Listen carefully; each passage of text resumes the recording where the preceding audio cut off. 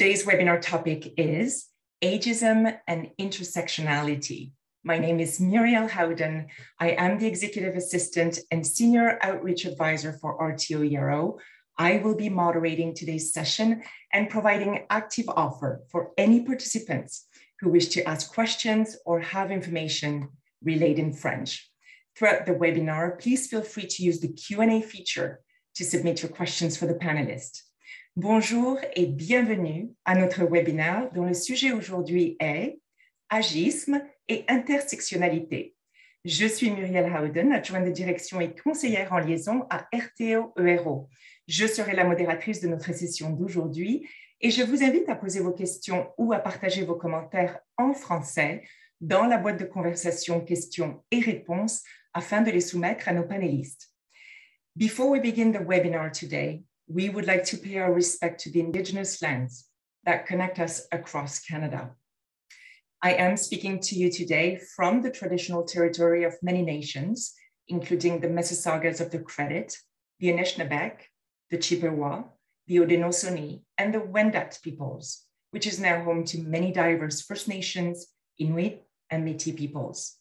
We acknowledge, recognize, and honor the ancestral traditional territories on which we live and work, and the contributions to all Indigenous peoples, to our communities and our nations.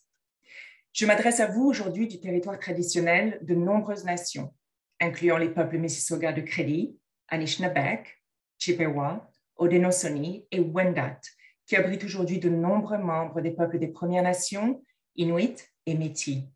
Nous reconnaissons et honorons les territoires traditionnels ancestraux sur lesquels nous vivons et travaillons, ainsi que la contribution de tous les peuples autochtones à nos communautés et à notre nation. Merci. Thank you. Miigwech. Thank you all for joining us today. So our speakers are Varsha Naik, who is the Executive Director of Regional Diversity Roundtable, and Taranum Khan, who's the coordinator at Regional Diversity Roundtable. So I would like to remind you to submit your questions in English or French using the Q&A box. If your question is directly to one panelist in particular, so to Varsha or Taranum, please include that in your question. The chat will not be monitored, so please ensure that questions are entered through the Q&A feature. So je vous rappelle de soumettre vos questions en anglais ou en français dans la boîte à questions et réponses. Si votre question est destinée à l'une de nos panélistes en particulier, donc à Varsha ou à Taranum, veuillez l'indiquer dans votre question. And now let's begin. Varsha and Taranum, the floor is yours. Thank you, Muriel, and thank you, the Retired Teachers of Ontario, for inviting us to engage with you on this wonderful webinar and on a very relevant issue of ageism and intersectionality. I am going to begin by saying, what is ageism and why do we need to speak to this issue? Ageism is the pervasive system of prejudice and discrimination that marginalizes people based on their age. And this can be perpetuated through stereotypes of both youthfulness as well as advanced ages or senior or older people. And through these oppressive policies and practices that subordinate and many a times in the far extreme exclude older people or younger people from workplaces, from opportunities, from situations, and broadly in the community. Ageism can impact many different groups, and it is not particular only to seniors. So we need to be mindful that ageism is overarching all ages. And just to give you a little bit of a snapshot of why and who does it affect. Ageism, and on your screen, you will see the demographic data that between 2015 to 2050, the population is projected to grow significantly from 12% to doubling it to almost 22%. And it is not about somebody being too young or somebody being too old. The spectrum that ageism impacts and affects is at all levels and all through. Who does it really affect? Ageism affects everyone, everyone. Children who are young enough to understand what this issue is all about, as well as those who are older people. Cultural groups, religious groups, gender groups are all impacted. So looking at the issue of ageism, we need to keep that broadly understood, that nobody is outside the box of being either an ageist or being a victim of ageism. So you can either perpetuate ageism or you can be experiencing ageism. And from a very young age, children can internalize and use the stereotypes that they grow up with, they learn from, they see, and they experience in their own decision making. And that guides their feelings and behavior towards people that are of different ages. So how one treats seniors versus how one treats adults versus how one treats a younger individual are all impacted by what we grow up with, what we learn, and what we see in and around us. And how do we draw on these 8 stereotypes to perceive and understand ourselves? Of course, we all make meaning out of what we see, what we hear, what we interact with, what we experience. And that lays the foundation for the issue of ageism as well. What can be result of this self-directed ageism? It can be at any stage and at any age, and it intersects and it exacerbates other forms of disadvantage, including those related to gender, sex, religion, disability, ability, and many, many more. Now, for today's session, we are going to keep it to a few key themes because we have limited time and we want to engage a little more around understanding and unraveling this issue of ageism and how we address ageism. So we are going to focus primarily on race and culture. We are going to primarily focus on ability. We are going to talk about gender and gender identity, and we are going to talk about family structures. And if time permits, we will go deeper into some of the other intersecting identities. Where do we see ageism? Ageism is all around us. Ageism is for us to notice, for us to understand, and for us to challenge. It exists in our institutions, in our organizations, in our communities. It also exists in our families and our relationships. It is not a particular realm or a particular issue or a particular group that is impacted by ageism. Ageism lays the foundation to go deep in the psyche of those who experiences and in the psyche of those who exercise it. And therefore, we need to understand the issue of ageism well. And we need to definitely ensure that we do not patronize, we do not stereotype, we do not create and perpetuate the issue of ageism. We need to be aware, we need to be informed, and we need to be consciously mindful of how we intersect with this issue of ageism. Again, a demographic that we have on the slide here, it's about young folks and how do we label them? The unemployment rate is fairly high in the young folks, and where we should be tapping on their energy, where should be tapping on their resources and their skills, that's a group that gets disadvantaged purely because of ageism. Looking at the demographics, and the fastest growing demographic is, of course, older adults, 60 and over. And we are going to see that upward trend of the increased in the demographic population of older seniors as we go from 2021 on to 2050. And the population of the new and the young is going to continue to decline if we do not put interventions in place to correct the issue that we are faced with. Today, we see 1 in 5 senior who lives with poverty in our province of Ontario.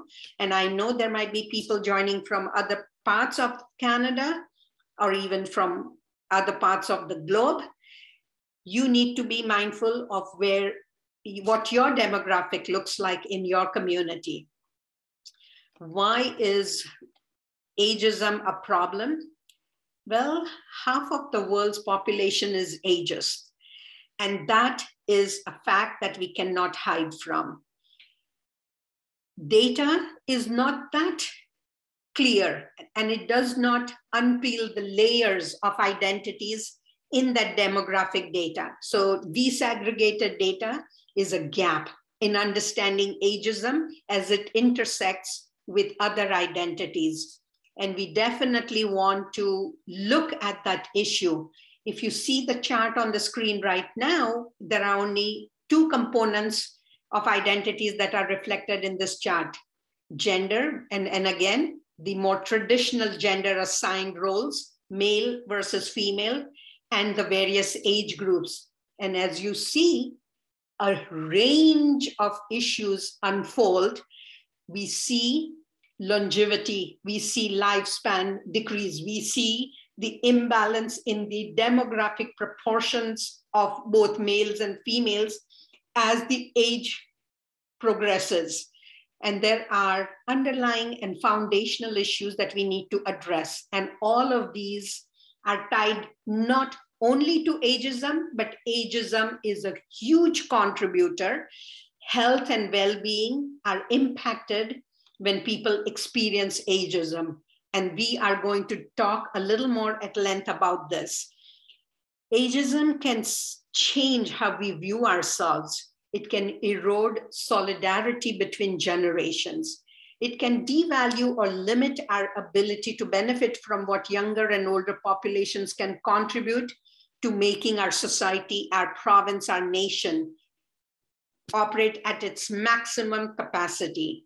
It can impact our health, longevity, and well-being, while also having far-reaching economic consequences. And there are historical, social, and political issues that continue to impact the issue of ageism. Again, we want to ensure that we do not lose the resources that we could use better in trying to address the issue of ageism and the impacts of ageism. Today, we are going to engage in this conversation collectively. And I'm now going to invite my colleague Taranum to take us through to the next slide. Thank you, Varsha.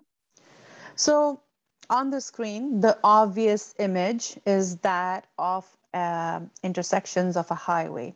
The word intersectionality stems from the Latin word intersect.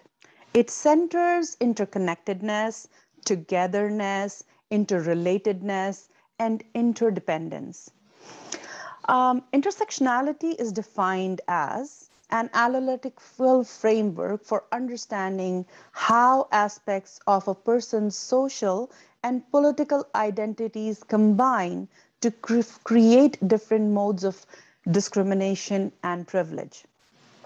The term intersectionality was conceptualized and coined by Kimberly Williams Crenshaw in 1989. Whereas the word was used in a scholarly article to critique anti-discrimination theory and how it fails Black women due to their overlapping identities, she explained it further with an analogy of a busy intersection where traffic flows from all sides, and the person standing in the middle of that intersection is in danger of being hit. Her connotation of the term was noticed and appreciated by the academia, which resulted in its use to examine various concepts and broadening of the scope through the lens of intersectionality. The term continued to tug and unpeel at theories over time, but has gained the spotlight since 2017. It's around lunchtime right now, so let's use food as an example to simulate our thinking. Soup, a simple and common food used by most of us.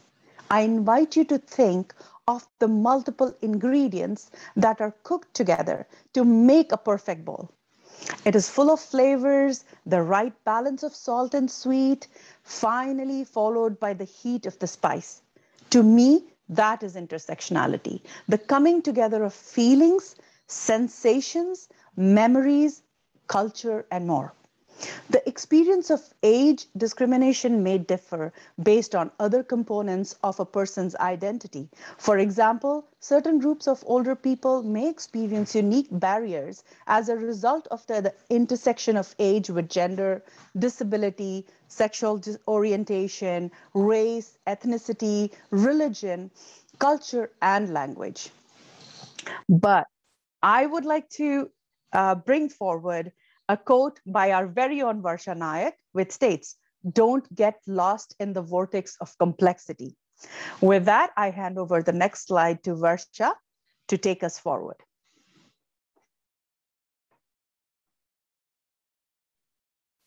Thank you, Taranum.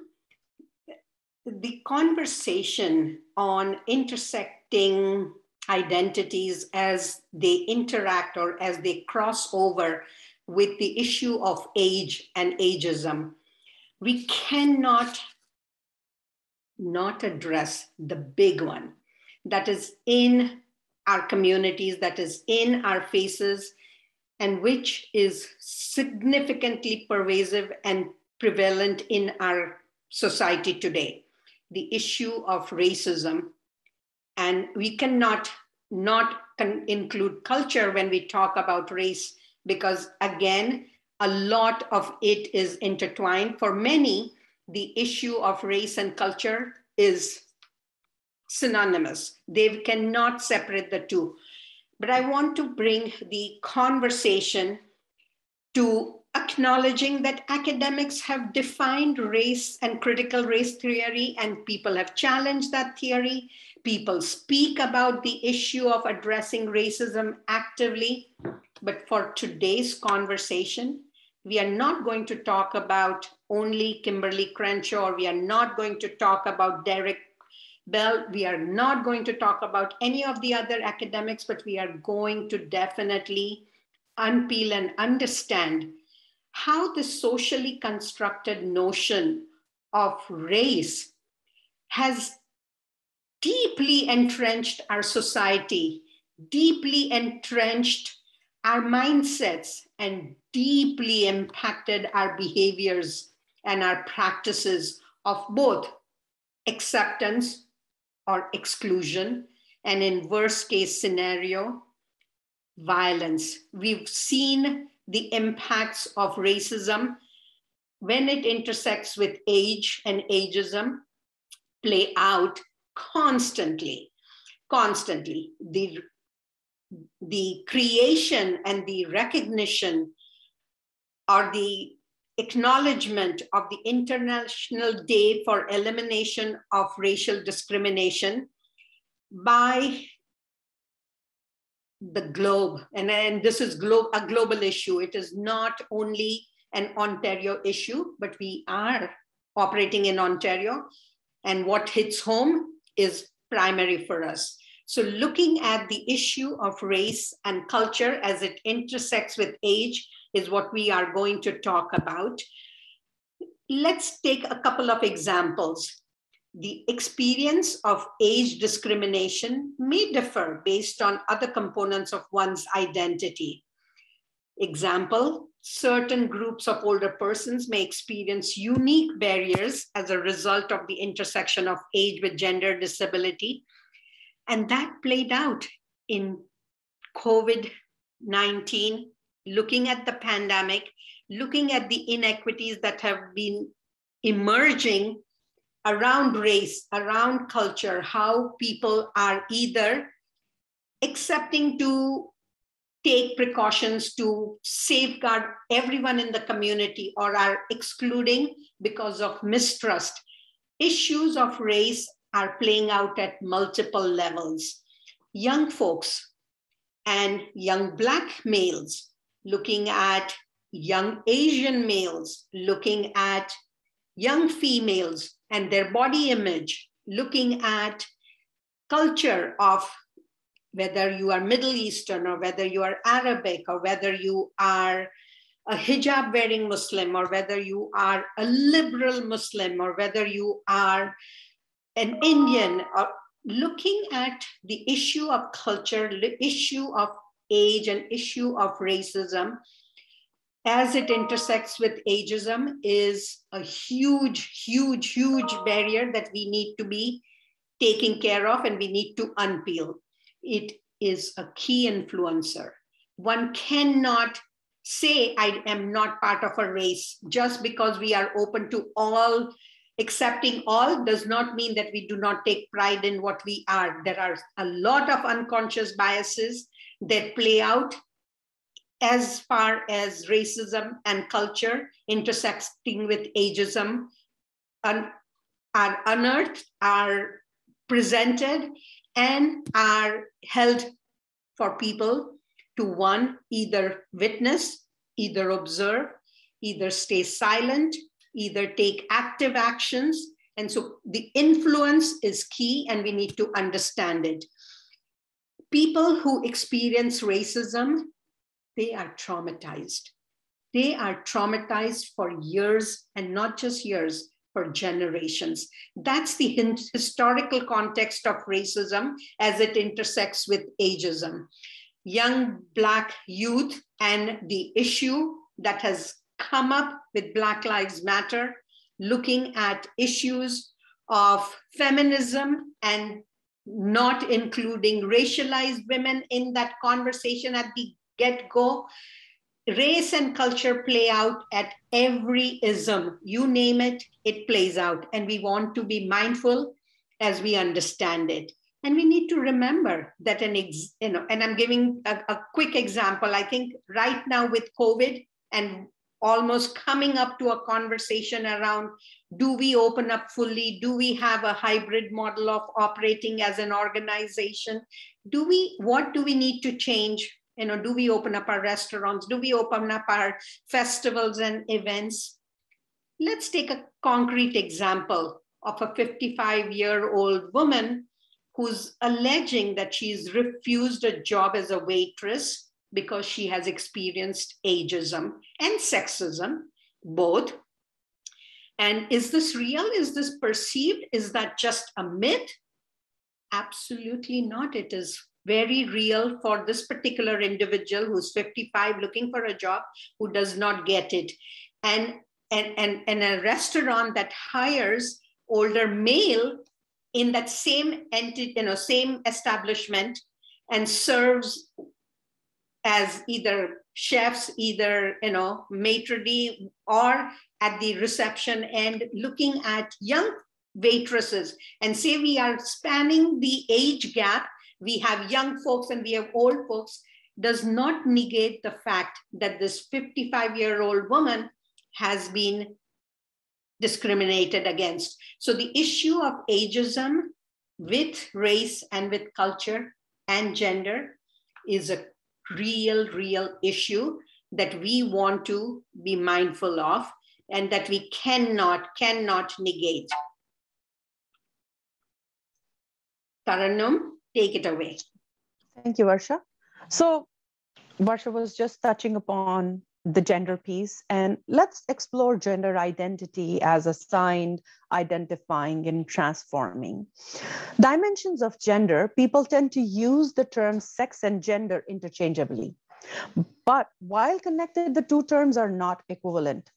Generally, we assign a newborn's sex as either male or female. In countries, a third option is now being offered. Some places still don't. based on the baby's genitals. Once a sex is assigned, we presume the child's gender. For some people, this is cause for little, if any, concern or further, though, because their gender aligns with gender-related ideas and assumptions associated with their sex. Nevertheless, while gender may begin with the assignment of our sex, it doesn't end there. A person's gender is the complex interrelationship between three dimensions: body, identity, and social gender.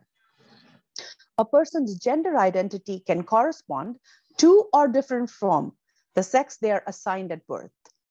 Social gender, how we present our gender in the world and how individuals, society, culture, and community perceive it, interact with, and try to shape our gender. Social gender includes gender roles and expectations and how society uses those to try to enforce conformity to current gender norms.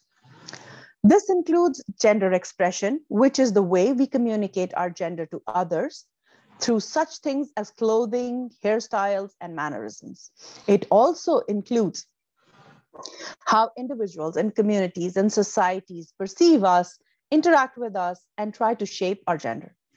Social gender includes gender roles and expectations and how society uses those to try to enforce norms. Each of these dimensions can vary greatly across a range of possibilities and is distinct from but interrelated with the others. A person's comfort in their gender is related to the degree to which these dimensions feel in harmony. Let's speak about congruence. Gender congruence is the feeling of harmony in our gender, experiencing comfort in our body as it relates to our gender, naming of our gender that adequately corresponds with our internal sense of who we are, expressing ourselves through clothing, mannerisms, interests, activities, being seen consistently by others as we see ourselves. Finding congruence is an ongoing process through each of our lives as we continue to grow and gain insights into ourselves. It is most often found through exploration. For some, finding congruence is simple. For others, it is much more complex. But the fundamental need to find gender congruence is true for all of us. And any degree to which we don't experience, it can be distressing. Transitioning is a term commonly used to refer to the steps a transgender, agender, or non-binary person takes in order to find congruence in their gender. A transition is taking place, but is often other people, parents and other family members, support professionals, employers, etc., who are transitioning in how they see the individual's gender and not the person themselves. For the person, these changes are less of a transition and more of an evolution. Instead of transitioning, a more apt phrase is pursuing congruence measures. With age and ageism as identifiers, we also want to flag the relevance of gender and gender identity as it contributes to the challenges one encounters through their life. Varsha, would you like to take the next slide, please?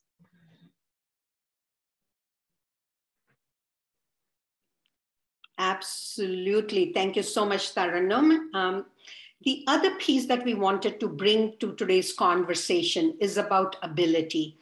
And we are not just talking about physical disability or a visible disability. We are talking about all aspects of ability, and be that social, be that moral, be that spiritual, be that physical. Looking at learning disabilities, looking at some of the other hidden disabilities, but let's open up the conversation to include any ability or disability that we can be presented with. And how do we address this issue? First and foremost, let us be informed. Let us build on our awareness and understanding of the issue of ability as it intersects with age. a school-age child who is having learning disabilities, and the system, the education sector and the system supporting it is one conversation. But a senior who's living alone and family being at a distance or have moved on with their lives, and a single individual living by himself or herself or themselves and having to cope with the challenges of the day-to-day life. What does that mean for that particular individual? How do we bring care and inclusion for that senior? So looking at the issue of awareness building is critical in responding to ability as it intersects with age. Access to opportunity, access to services, access to resources, access to situations that call for additional supports. And all of those need to be tied back into the conversation on how ability or disability impacts and intersects with age, and what and how supports do we need to create as an organization that is committed to serving retired folks. So yes, at Retired Teachers of Ontario, the large number of members go into the senior category, those who are 55 and over, or 60 and over, or even much older. But at the same time, we cannot negate the fact that we are part and parcel of a community. We are part and parcel of society. And how do we continue to build our awareness and understanding on the issue of ability and disability as it intersects with age is a critical component of this conversation today. And we are going to respond to some of your questions now as I call Taranum back to take us to the next conversation. Family, as you can see on the slide, for some, a blessing, and others not so much, specifically when looking at it from the crossroads of whether and how one is accepted or not. Having a family that offers care and support without a paternalistic approach is desirable, and one that enforces its own perception, not so much. If we are not mindful, ageism can easily creep into our subconscious and influence personal health beliefs and behaviors to impact family and relationships. Our ideas of aging don't grow in a bubble. We learn them from our family, community, and culture. Aging scripts can be positive or negative. They can play a role in whether one remains healthy and active throughout the full lifespan or declines into dependence as one ages. Family aging scripts can also determine what happens if a family member needs assistance due to an illness, injury, or permanent functional challenge. We all know that transition is a part and parcel of life. Roles change, such as parents to grandparents, spouse to that of a widow, or partner to a caregiver. More often than not unknowingly or knowingly, we perform multiple roles all at the same time. Personally, I strongly believe that age is how one feels inside and is not defined by a number.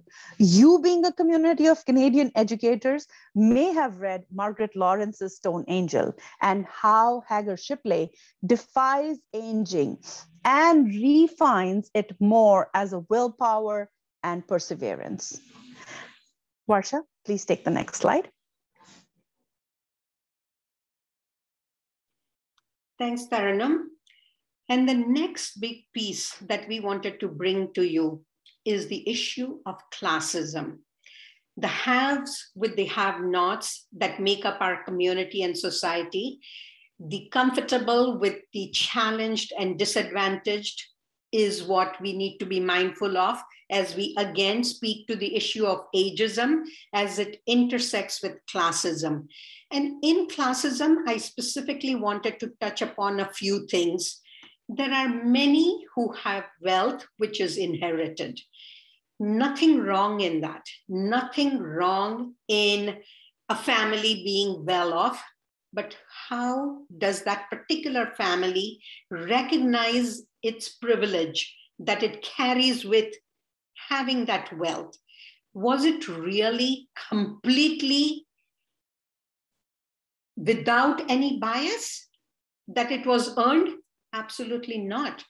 Many a times, generational wealth does not come without a cost. And we need to be mindful of that conversation as we talk about ageism, whether you are a young adult who has earned your millions through the tech industry, whether it's your earned privilege, what are you giving back in terms of your peers, in terms of your older adults, in terms of your young, gendered females? You talk about the issues that emerge with ageism, and classism is significant again. Opportunities that seniors have to either healthcare, to the needed, supports, home care. You talk about social isolation, you talk about exclusion, you talk about the complexity of having to work even when you are 70 or 75 because you can't make the rent otherwise, or you can't continue to sustain yourself. So looking at issues of classism is another whole piece around how oppression intersects with the issue of classism and ageism. And we need to understand that oppression is also layered. And we need to understand that cross sections that Taranum earlier spoke about with Kimberly Crenshaw's example, that it almost hits you. And classism is another issue that hits people of all ages. Whether you have something, you are resourced enough, or you are going to lack the resource and supports because you are struggling and you are disadvantaged. So the issue of marginalization is laden with the issue of classism and ageism, and we need to be mindful of how we address it. Taranum, is it me next or is it you next?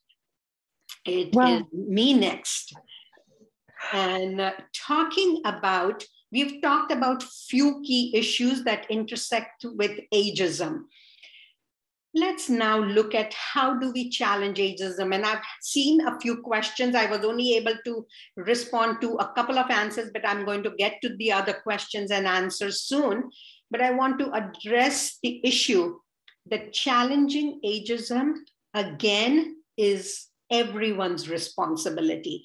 It is not only about one particular organization or one particular subgroup or one particular age group to speak about and challenge the issue and work towards finding a solution. Yes, legislatively, we are well suited. We have the Human Rights Code, we have the Charter of Rights and Freedom, which are foundational documents which give us the leveraging point, but our mindsets, our behaviors, our lack of understanding of how systems can be oppressive, lack of our comfort around challenging inequities continue to play a huge part in how we do not adequately challenge the issue of ageism as it intersects with many other identities. And we definitely want to ensure that we do this mindfully, that we do this thoughtfully, and that we have both policies, but our practices that align in creating the feeling of belonging and the feeling of inclusion.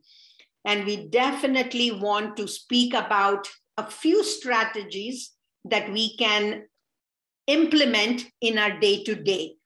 One is, as an organization, Retired Teachers of Ontario primarily serves those who are retired, but how do you span that, and how do you bridge that gap of leaving the young folks out? Can we hire them? So looking at creating intergenerational initiatives is a strategy of addressing the issue of ageism. Having a conversation such as today, where we are tackling the issue We are talking about it. We are raising awareness of the issue is another strategy, and you need to continue to build on that.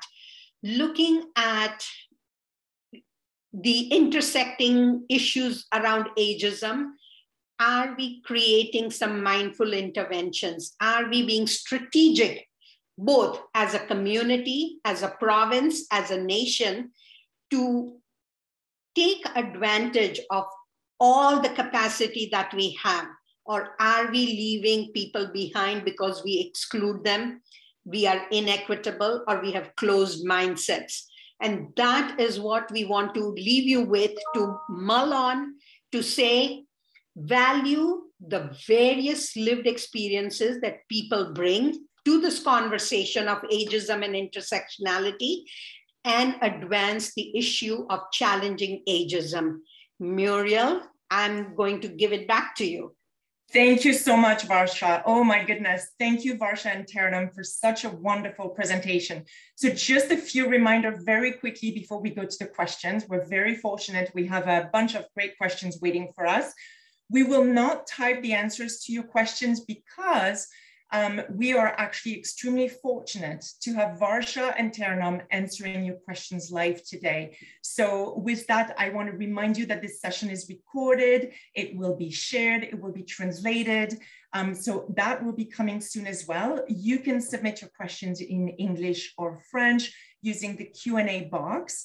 And again, if your question is directed specifically to Taranum or specifically to Varsha, make sure you include that in your question. So, un petit rappel que cette session est enregistrée et sera bien sûr partagée et que vous pourrez soumettre vos questions en anglais ou en français dans la boîte à questions et réponses, puisque n'oubliez pas, la boîte chat n'est pas surveillée. Si votre question est destinée à l'une de nos panélistes en particulier, donc à Varsha ou à Taranum, veuillez l'indiquer dans votre question. Donc, let's start with the first question. Maybe I will send this one to Varsha. I'm going to send the first question to Varsha.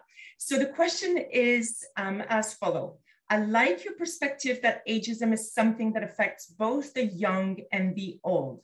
One way it affects the young is that a free or low-cost national childcare program is viewed as a public expense that we cannot afford, while old age programs are viewed as something seniors have rightly earned. What are your thoughts on that, Varsha? Thank you, Muriel. And I think great question. Again, the value that society puts on somebody who's done their bit of work, you know, they've earned a living, they've paid their taxes, now they are at a retirement age, they have earned to be taken care of. So again, the value that we put on who deserves supports and who is not, you know, it's not our responsibility collectively to support. So the National Child Health and looking at old age supports from that biased perspective of what is valued, what is my what is my, you know, federal or provincial responsibility versus what's an individual family responsibility. You have your child, you take care of your child. The mindset is that we don't need to create, we are giving free education. We are already doing something to support a child. And that mindset needs to be challenged. How do we define one more than the other? And that bias and that inequity lens that continues to play out needs to be addressed and needs to be reflected in how we advocate collectively for issues. Because remember, those who are young today are going to be tomorrow's adults and the day after tomorrow's seniors. And they are going to continue to be invested in so what they experience, they will carry forward. So if we want to create a community that cares, we want to invest at all levels and stages and ages for programs that support and guide and mentor and advance their well-being. So for me, it's about addressing inequity again and challenging it. Absolutely. Thank you, Varsha. I'm going to send the next question to Taranum, and Taranum, I will read the question first. So here's the question. Ageist stereotypes are often expressed as though they are a compliment. For example, this person looks good for their age, or isn't it amazing that this person is still doing such and such at their age? How can we address the ageist comments and building understanding? Great question. Thank you so much. I would give you a 3-step action plan for this. First, recognize it. And in the question, you're already doing it. To create awareness, it requires understanding. So that's the first step, recognition. Second step, speak up. The person who is indulging in that act may be doing it unknowingly. So make them aware, speak up that you are actually doing something which comes in the category of a microaggression. So that would be your second step. And the third is to ask, how would you like to be treated like that? So I'll tell you a personal example. My mom got really sick and she was hospitalized. And one of the nurses, while trying to help her, said, "Now stop behaving like a child," which was really, it shocked me, to say the least. So, I mean, yes, you're supporting a person, but that does not give you the privilege of treating them poorly. And again, at the same time, patronizing. So that is what it comes down to. So this would be your 3 steps formula, and most importantly, be inclusive. So those would be my pointers. Wonderful. Thank you, Taranam. Before we go to the next question, Varsha, do you think you could share your screen so that we actually are lucky enough to see your wonderful presence a little bit bigger? Wonderful. Thank you for that. So I have one more question. I think I'm going to send it to Varsha, and then the following one, I actually will be calling the chair of the board, Rich Profit, and our CEO, Jim Grief. But for this one, Varsha, what do you think? What can I do if someone else is acting ageist? And I guess in all contexts, in personal life, in family, at work, what's your advice? So again, it's contextual, right? So how you address it, first and foremost, when you see somebody, exercising or meting out a discriminatory practice, whether it is ageism or racism, the first action that you do need to take is to say, I'm going to call this behavior out. I am not going to let this slide without being questioned or challenged. Now, there are contexts. If you are in a public space, you are not going to embarrass the other individual by calling out in an insensitive manner. So right. What you then do is to chat that person up, talk to them, strike a conversation, and then gently say, if I had seen something like this in another setting, this is what I would do. If the individual is smart, they will pick up on the lapse that they have, committed, or they've taken a step in the wrong direction, they will retract. If you are in a workplace and you see another peer or a colleague take on an action that is ageist, I would walk up to that colleague, and from peer to peer or from supervisor to a staff, that conversation needs to be had, because that creates an environment and a climate that is not healthy and not productive. So to talk about how and where, you need to be mindful of where you are going to interject yourself and how you are going to interject yourself. Addressing it is not an option. We all need to address it. When we encounter an issue of inequity, an issue of discriminatory practice, an issue of prejudice, you need to challenge, you need to question, you need to step in and address it. The how has to be seen, and again, as you become more comfortable addressing these issues, you will respond much more appropriately and aptly, and you will do this with sensitivity. Sometimes people discriminate because they are ill-informed. They are not even aware of their personal bias. And many a times they are well aware of their bias, but they feel they can get away. So never let an instance go without putting yourself in the middle there. This Support, is, yeah. support, challenge, interject, question, advise, guide, coach. There are a variety of options that you can pick and choose from. This is amazing. This really, what you're saying is, this is really how you create that culture of openness and discussion, right? That's great. So for the next question, I'm actually on, obviously Varsha and Taranam are welcome to speak to it too, but I'm going to welcome Jim Grieve, our CEO, and Rich Profit, the chair of the board. And I'm going to read you the question, and then I will let Jim take it away maybe. So how can I help make my community more age-friendly? No, great question. And I'm loving this conversation, all of it.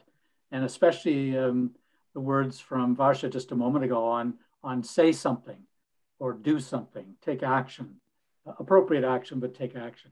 It's the same with making a community kind of an age-free zone. You know, I have the good fortune of having worked with the early years and now with the awesome years. And it's true of both those ages that communities need to be respectful and open and accessible for the very young and for those who are seniors and aging. There are many neighborhoods and communities and municipalities across this country that have taken age-friendly design into account for the last several years, probably the last decade, and are making great gains, making sure that there's accessible walkways, that there are appropriately sized playscapes for young children, making sure that the edge of a curb at the intersection slopes down so that there's no big jump off the bottom if you're using a walker or a wheelchair. Those are just some of the simple things. And it's really more being observant, you know, as a community member, saying to yourself, where are there opportunities for this municipality or even this neighborhood or even in front of my own house? How can I make sure that those who are very young or those who are a little on the older end of the spectrum can be safe, can be accepted as they walk past or walk through? There are umpteen ways. There are whole organizations dedicated to age-friendly right now. Just look on the website. You'll see that there are communities like Thunder Bay and Kingston and even Toronto and Peel that have done great work. Every time there's a change in the road pattern or a change in the sidewalk system, there are opportunities to embed sensitive pads at the intersection so that those who are visually impaired can know that they're coming to the edge. And the same is true for those who are hearing impaired, getting an opportunity to have a bit of a louder audible sound when the light is in your favor. There are just so many other areas that can happen. And I'm glad to see that across the country, many municipalities are doing that. Looks like Varsha wants to say something too. Yeah, go ahead, Varsha. Thank you, Jim. I think you touched upon a very valid point, and many cities, you're right, many of the regions across our nation are engaging in building age-friendly cities. But I think the structural, input that people are doing, even in the co-design work, is absolutely critical and needed. But I think let us not keep it only to building an age-friendly city. We need to live to be age-friendly. And how do we interact? How do we create programs? How do we have practices and policies across the city? Is our council understanding the need to be age-friendly? Are our political leaders attuned and on the same platform as the rest of the community that is advocating for age-friendly cities? And so we need to look at the various points that make up the city. And yes, structures, landscapes, all of that is very important, very critical, especially as I said, the population of seniors is going to continue to keep growing. That's the projection that we know are going to come true, and are we prepared for it? But we also not forget that there are other ages and stages, and how do we create that bridges of intergenerational work as a community are equally critical. This is why I like working with Varsha. Good team. Yeah, this is amazing. Fantastic. Well, the next question actually is very much in that line, because it's really between, and maybe Jim, we can keep you a little longer because I suspect you'll have something to say on that, but it's really between the, the questioning and actually moving to action. So I'm going to read Louise' Q&A because it's actually worth reading and discussing. So many letting go of the old for new eyes and in almost every piece of our lives. I have heard that Obseshe can process and address empathy for one issue or person and act upon what they see. But when we go to two issues, empathy decreases as well as caring and willingness to act. As soon as we bring larger groups, how then can expectation be that generations will move towards more caring of others and act on changing racism, ageism, and all the other issues brought to our attentions? Awareness is great, but actions are needed. Many feel over-challenged and seem to be pulled back rather than going forward. So here's the question. How do we move forward through the stormy waters that we have not planned for, especially in our retirement? So what would you say? And Taranam, of course, you are welcome to add your comments on that one. So it's really more going from, this awareness to action, and especially in retirement years. How do we move? So it's really, I'm asking Taranam, Varsha, and Jim, shifting to the action. So Taranam, you want to go first? Sure, Varsha. So talking about action starts with advocacy,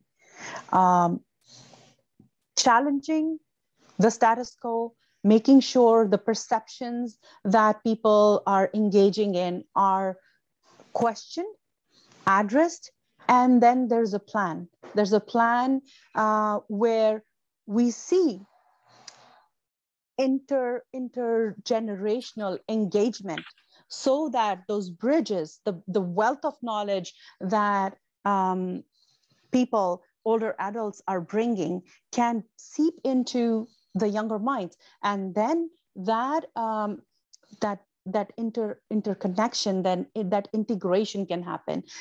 There is value. And I honestly, I do see that there is a shift in mindset, because we are recently seeing more intergenerational projects coming into shape and fruition, and there is data now being collected, but definitely more work is required. And I'd ask Varsha to go about and give us some strategies that she feels could actually benefit.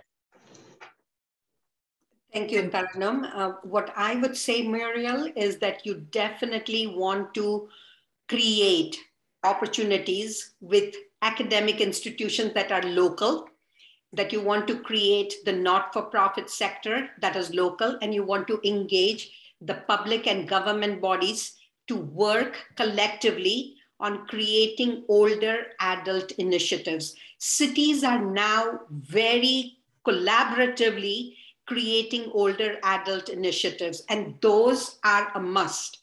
You definitely want to ensure that your older population sees that they are valued, that they have avenues in which they can participate.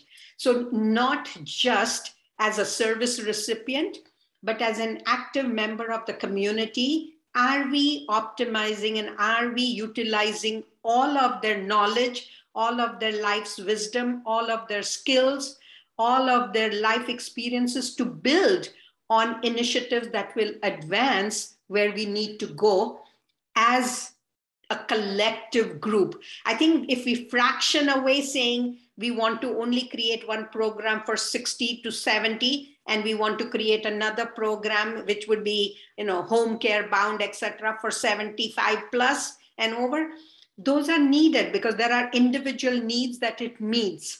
But as a community, what are our needs as a community? What will we create as a thriving community that takes pride in valuing all its residents, So whether it be a young student in a school or an earlier student who's just beginning their life journey, or it's a senior in a residential home and who needs supportive care, or whether it is an independent adult or a senior who is able to volunteer and give back in the community. But we need to create initiatives that create opportunities for people to see themselves fitting in. So whether it's an older adult advisory committee as a city that we create, which takes the needs into account, which takes the abilities or assets. What assets does a community have in terms of its strengths, in terms of its challenges and its opportunities? And is it taking advantage of all of those? So a needs assessment is another component or a strategy that we need to implement that will give us the results where we want to go. Wonderful. Jim, did you want to add anything? Just one of the reasons I love working with RDR and with Varsha and Tarnum is because they not only give you the words about, how you go about creating action, and that's Louise's question, is how do you move from this sort of deeper understanding and awareness to actually moving to action. And when I think about the populations that we're treasured to have actually across this country, especially in the GTA, but not exclusively, because I've worked in Ottawa and out west as well. The issue of access in order to understand is the important one. And I'm thinking of a project that we did in Malton, which is an area in Varsha's area, the RDR area, where we were doing an appreciative inquiry as to what works in our community. Yeah. And then we followed up with what doesn't work in our community. Absolutely. And there had to be probably 100 different languages spoken in that community. So we did it through a photo wall, a photo essay. Yeah. People went out without language and took pictures of what works for seniors in this community, for example. And then a couple of weeks later, they did exactly the same thing with the cameras and what doesn't work. What's a problem? What's a hazard? What's a risk? And to me, that's the kind of accessibility you want to give people regardless of language, so that what comes, when you put a curated show of these pictures together, you have a really clear idea without the use of language of what's working and what's not working. That's just a quick example. I also know that, this is hard stuff to learn, to get your head around. And it's hard to deal with sometimes because it goes right against what you've ever learned or have been taught. And I hope that people in learning this and in building their awareness through reading and webinars like this, suspend those feelings long enough to really deeply think about what's the message that's being delivered. Maybe I don't like the words I'm hearing, but maybe I need to think about why they're delivered that way a little more. And so those are just some thoughts that come to mind. That's wonderful. Thank you so much. Thank you, Jim, Varsha, and Tarnum for that. So maybe I'll send the next question to Tarnum. Tarnum, a question came and it's, how can we tell if a comment or interaction is ageist? I know Varsha touched on it earlier, but how can we be sure? Well, first of all, it's gut feeling. You can sense certain. It rests in emotional intelligence, right? The way you are being spoken to, acting as if you're talking to a little child, where we slow our speech, where you can tell a person is engaging in a behavior which is not appreciated. So in this context, it is a feeling, it's an emotional intelligence response where you know that the statement or the comment is not something, is not being presented the way it should have been, let's say it that way. So first is that, but then there are giveaways, certain words, the way the vocabulary is being used. To, for example, if it's a nurse helping a senior, an example would be, oh, so let's, so we are gonna get dressed now. So the terminology is a clear indicator. So look out for terminology, would be the second one. And sometimes people do it unintentionally. And again, I'll go back to my first point. So if you see that happening, question it. question the intent. Yeah, that is such a great point. Thank you, Taranum.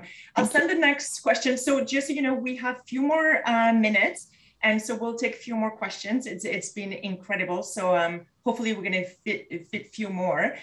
So next question I'm sending to maybe Varsha, a question from Nandini. Can you share more specific examples of strategies to address ageist or even racist or classicist behaviors? Absolutely. So one strategy that we've actually implemented to very good practice use in the region of Peel. So let me pull that one up.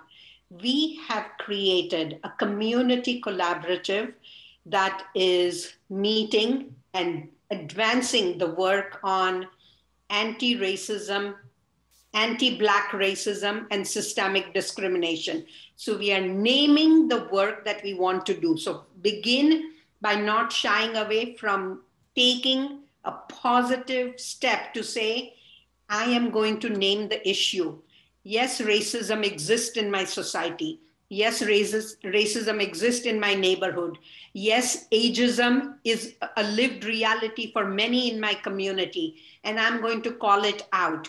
And so begin by naming the issue, create a like-minded voices to come together to address and advance the issue. So the strategy is begin with a collective impact framework. Look at, is this going to serve one individual? Serving one individual is not minimal, it's significant, but it's going to stay with that one individual. How does the community benefit from learning about what is happening? And so the collaborative work is one strategy that you must take on and name it. What are we working towards? Are we going to reduce racism? Are we going to reduce instances of ageism being reported? Are we going to focus in on the education sector where ageism is experienced daily by young folks? Are we going to focus on recreational facilities for seniors, which are discriminatory in terms of their access and their use, which are not AODA compliant?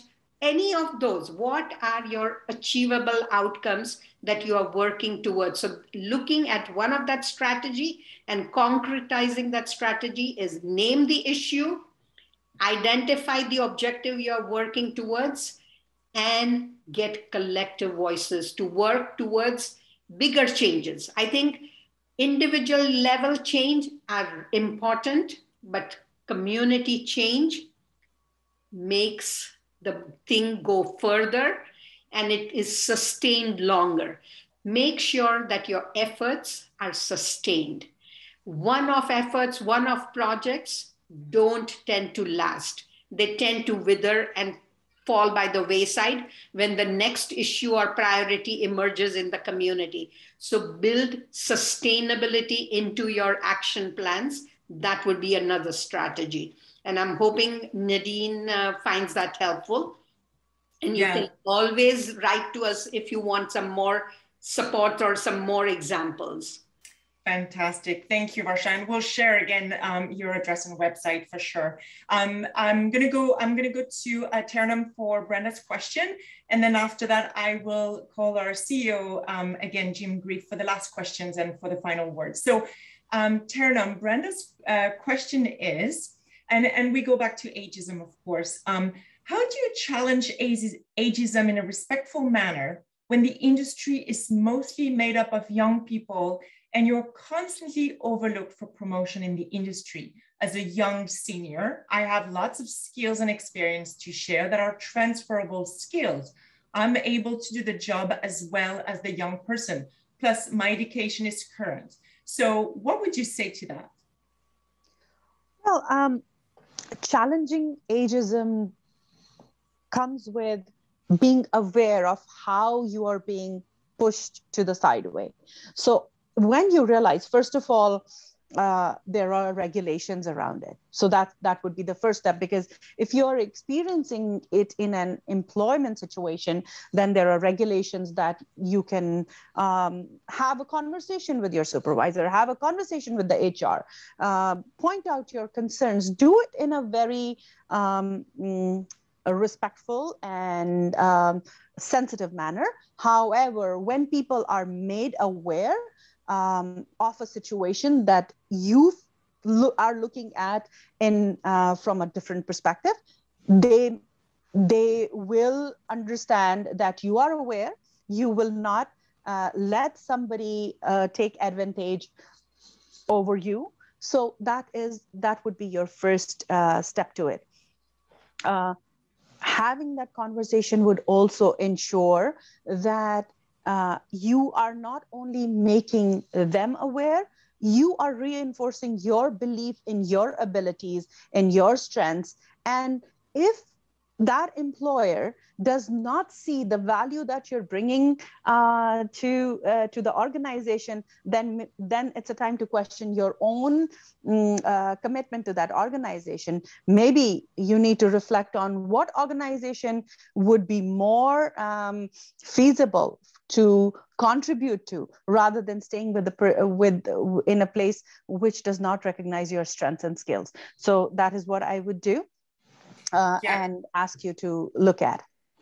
Fantastic. And it's true. You're right. As Jim was saying, awareness is key, and having the delight and fortune to speak to you and to Varsha takes part of obviously raising this awareness. So I'm going to call our CEO Jim Grief for the last questions. As a matter of fact, they're all quite, I'm going to combine them together. And the questions are, what is RTO-ERO doing to address ageism and intersectionality? Gail's question is, what would be one achievable outcome that we at RTO-ERO can do as an organization to address ageism and intersectionality? And then one question in the middle of all this from Janice, which I'll put in the middle of this, but I'll let you, Jim, address ageism and intersectionality.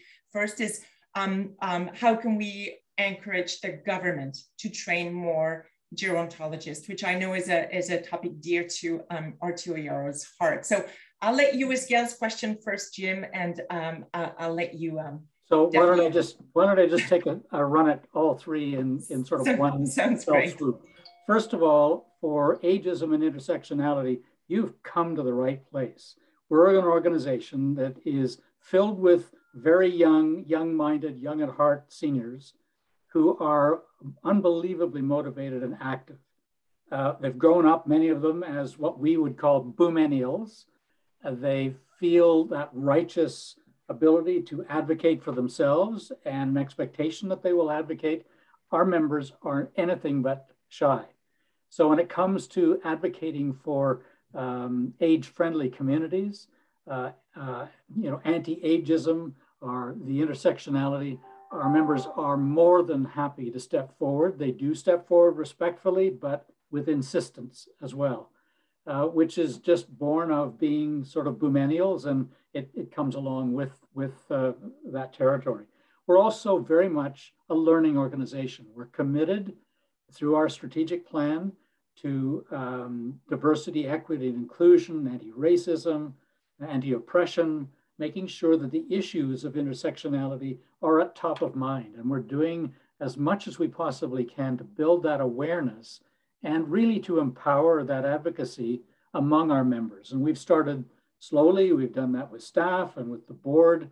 We're about to move to work with the committees and with our 51 districts as well.